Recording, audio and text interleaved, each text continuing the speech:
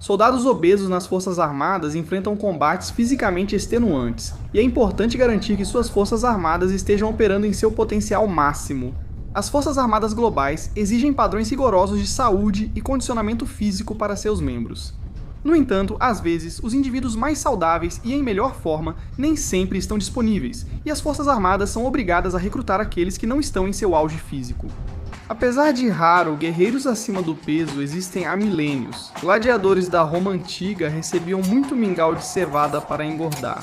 A massa extra funcionava como uma armadura natural para protegê-los das espadas dos seus oponentes na arena. Séculos depois, após um grave acidente de justa, o antes atlético rei Henrique VIII da Inglaterra ficou imóvel e passou a pesar cerca de 180 quilos com cintura de 132 centímetros e teve que mandar fazer uma armadura especialmente projetada para acomodar seu corpo imponente, além de uma plataforma de madeira feita sob medida para que ele pudesse montar seu cavalo de guerra. No geral, a maioria daqueles envolvidos em combate levava uma vida de trabalho físico árduo e com ingestão calórica limitada.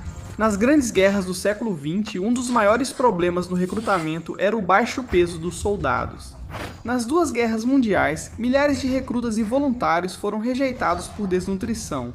Temia-se que esses homens não tivessem força, resistência ou capacidade física para as tarefas árduas de um soldado. Recrutas acima do peso perdiam rapidamente os quilos extras no treinamento básico. Durante a Segunda Guerra Mundial, reconheceu-se que um homem médio em idade militar precisaria de cerca de 2.400 calorias por dia, sem realizar nenhuma atividade. As necessidades energéticas então aumentavam devido às exigências físicas do serviço militar. Incontáveis milhas de marcha, carregando mais de 27 quilos de equipamento correndo, atirando e a infinidade de outras situações metabolicamente exigentes em que os soldados podem se encontrar. Embora a composição exata e o valor nutricional exigido variassem de país para país, a maioria das Forças Armadas tentava fornecer aos seus soldados entre 3.500 e 4.700 calorias por dia. Mesmo com essas rações aparentemente altas em calorias, não era incomum que aqueles com alguns quilos a mais perdessem o excesso de peso. Durante o serviço, um possível recruta com obesidade grave provavelmente seria rejeitado por motivos médicos.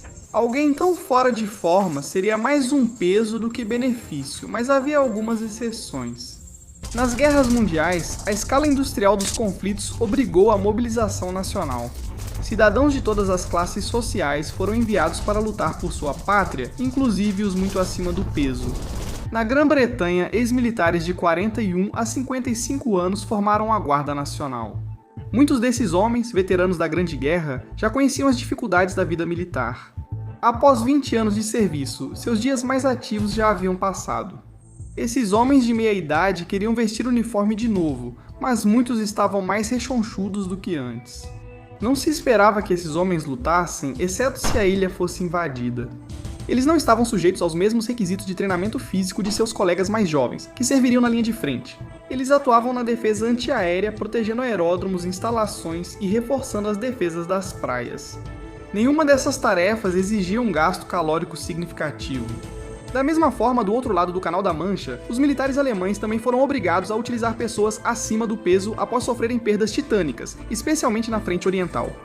Os alemães convocaram aqueles que eram menos aptos fisicamente para preencher as fileiras que estavam sendo rapidamente esvaziadas. Embora seja difícil obter números exatos, fotos mostram soldados acima do peso na Wehrmacht.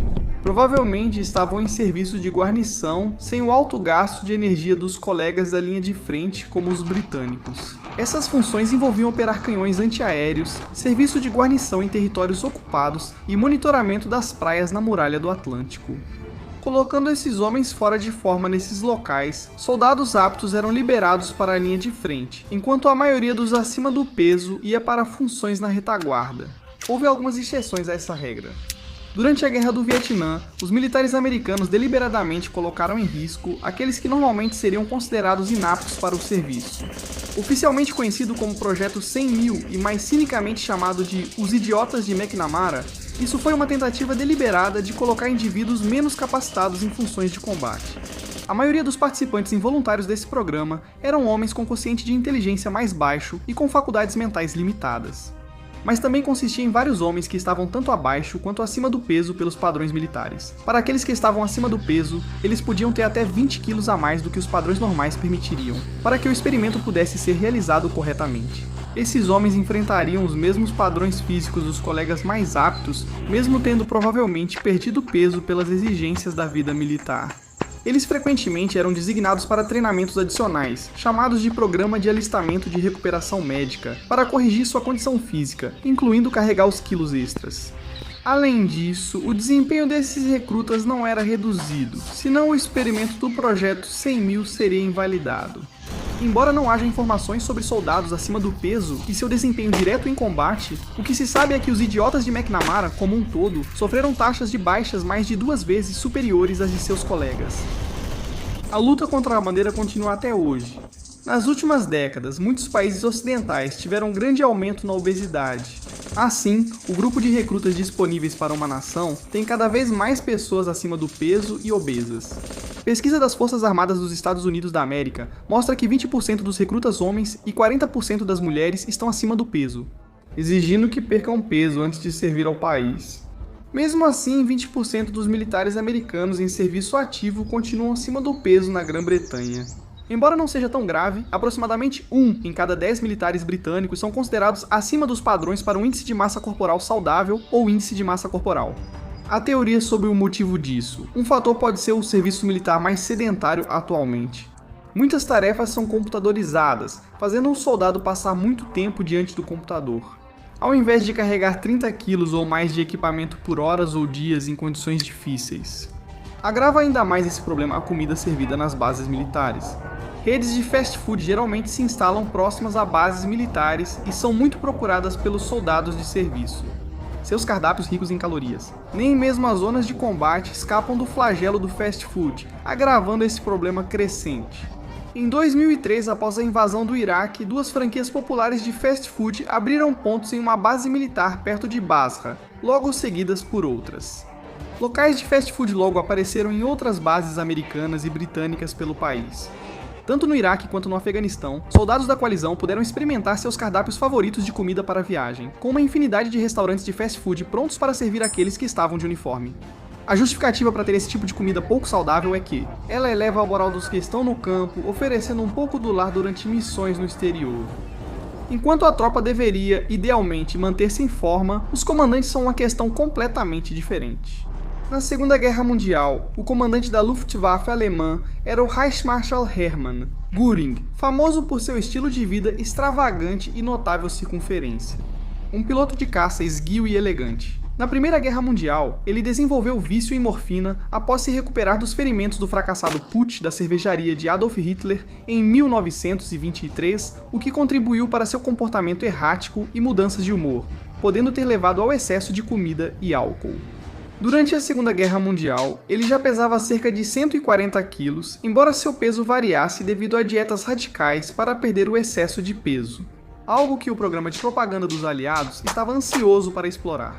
Propagandas frequentemente mostram Göring como um homem rechonchudo cheio de medalhas, caricaturado de forma extravagante para ser ridicularizado. Após ser capturado, os guardas americanos nos julgamentos de Nuremberg o chamavam de "o Gordo". Atualmente, alguns comandantes ainda vão ao campo de batalha, mesmo fora de forma. Na guerra na Ucrânia, houve relatos especulativos sobre isso. General Pavel, oficial aposentado que Putin chamou de volta ao serviço ativo por causa das perdas russas e do conflito. O General Pavel, de 69 anos, é visto como um ex-oficial aposentado que desfruta a vida, fazendo 5 refeições completas diárias e consumindo 1 litro de vodka, segundo relatos. Foi relatado por alguns veículos de mídia que até mesmo o colete à prova de balas de maior tamanho é pequeno demais para caber em seu corpo enorme, sendo necessário unir 2 coletes para oferecer proteção adequada. Porém, os relatos sobre o General Pavel são bastante exagerados. Verificadores de fatos descobriram que Pavel é, na verdade, Ivan Tutin, agente da patrulha de fronteira de 58 anos. Pesquisas adicionais não encontraram nenhuma evidência de que ele tenha sido enviado para a Ucrânia, ou que tenha qualquer outro envolvimento nesse conflito. Enquanto o General Pavel é uma invenção da mídia, o que é verdade é o uso de indivíduos obesos para fins de propaganda. Assim como Hermann Göring na Segunda Guerra Mundial, este é um caso em que um homem acima do peso foi ridicularizado para destacar o absurdo do lado oposto. Recentemente, muitos manifestaram preocupação com a epidemia de obesidade que atinge diversas sociedades. E a falta de recrutas fisicamente aptos é vista como uma questão de segurança nacional, seja isso verdade ou não. A história traz vários exemplos de guerreiros corpulentos.